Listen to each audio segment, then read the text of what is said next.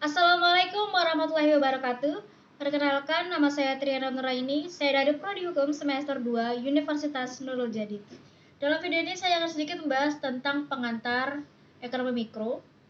Dan video ini saya buat untuk memenuhi tugas ujian akhir semester genap mata kuliah pengantar ilmu ekonomi.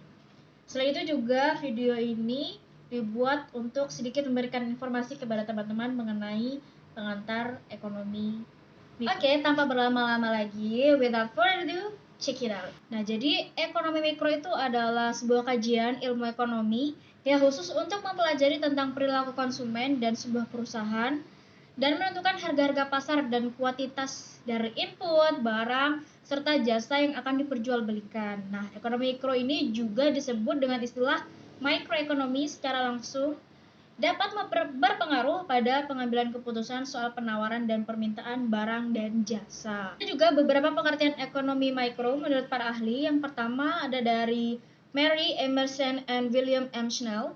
Di sini disebutkan bahwa ekonomi mikro adalah kajian tentang individu, rumah tangga, dan sebuah perusahaan dalam pengambilan keputusan dalam suatu proses ekonomi yang lebih besar.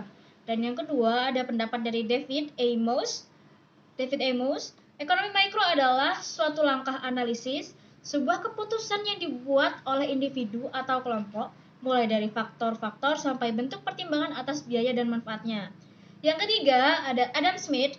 Ekonomi mikro adalah suatu pertimbangan yang rasional dan mengambil keputusan yang dilakukan oleh para pelaku bisnis. Oke, selanjutnya yang keempat ada pendapat dari N.G. Mankiw. Di situ dijelaskan bahwa ekonomi mikro adalah kajian ilmu yang membahas peran individu pelaku ekonomi dalam persoalan rumah tangga dan perusahaan untuk membuat keputusan dan cara bagaimana mereka berinteraksi dalam pasar. Yang berikutnya ada pendapat dari Sadono Sukirno yang dalam bukunya yang berjudul Ekonomi Mikro Pengantar. Dijelaskan bahwa ekonomi mikro adalah kondisi di mana para pelaku ekonomi telah memiliki informasi tentang seluk-beluk suatu pasar tertentu. Jadi, ekonomi mikro menjadi faktor pembantu di pasar ekonomi global. Dan yang terakhir ada pendapat dari Marshall and Pigo. Ekonomi mikro adalah bentuk tingkat mobilitas yang tinggi di pasar, sehingga membuat para pelaku ekonomi bisa langsung beradaptasi dan menyesuaikan perubahan-perubahan di pasar. Lalu ada tujuan dari ekonomi mikro. Ada dua, yang pertama itu dapat melakukan analisis pada mekanisme yang menjadi pembentuk harga relatif pada produk, baik berupa barang maupun jasa, dan aplikasinya dari sumber yang terbatas di antara banyak pengguna alternatif. Terus yang terakhir, dapat melakukan analisis kegagalan pasar, yakni saat pasar gagal dalam memproduksi hasil yang efisien dan menjelaskan berbagai situasi teoritis dan strategis yang dibutuhkan pasar dengan bentuk persaingan yang sempurna. Terus, ada juga beberapa ruang lingkup dari ekonomi mikro. Yang pertama, interaksi di pasar barang. Di dalam konsep ekonomi ini pasti adanya interaksi di pasar barang ya. Pasar adalah suatu tempat yang menjadi pertemuan antara transaksi, penawaran, dan permintaan. Terus yang kedua ada perilaku penjual dan konsumen.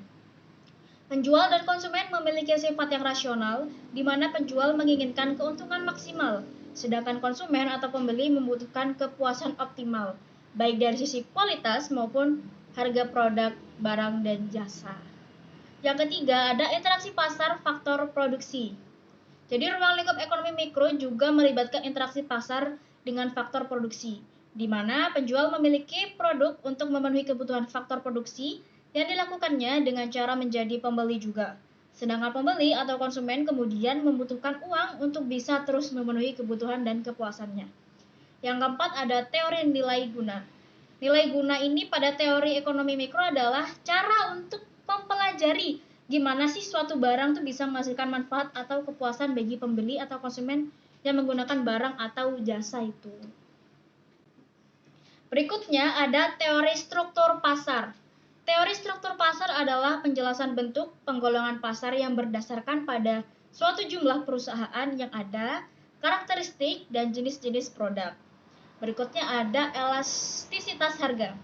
Elastisitas harga adalah bentuk analisis yang berguna untuk mempelajari tentang bagaimana harga-harga barang atau jasa tertentu tersebut terbentuk di dalam sebuah pasar. Nah, pembentukan harga ini biasanya dipengaruhi oleh banyaknya jumlah permintaan di pasar.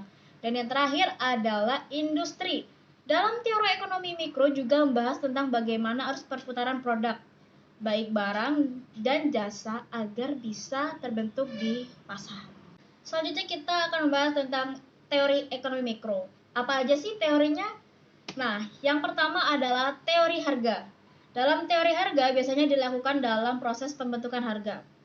Faktor-faktor yang bisa berpengaruh pada perubahan permintaan dan penawaran di pasar.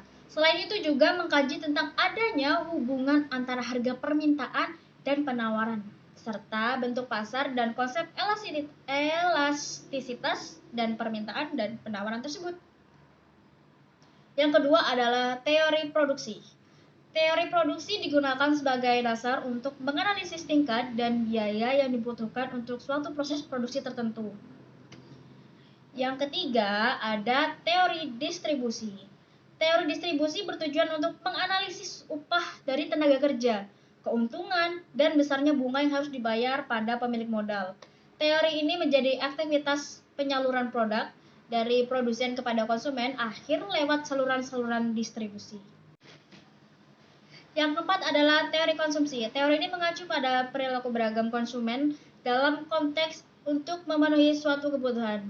Teori konsumsi juga akan membahas terjadinya kurva permintaan pasar yang dinilai sebagai turunan dari kurva permintaan individual customer demand.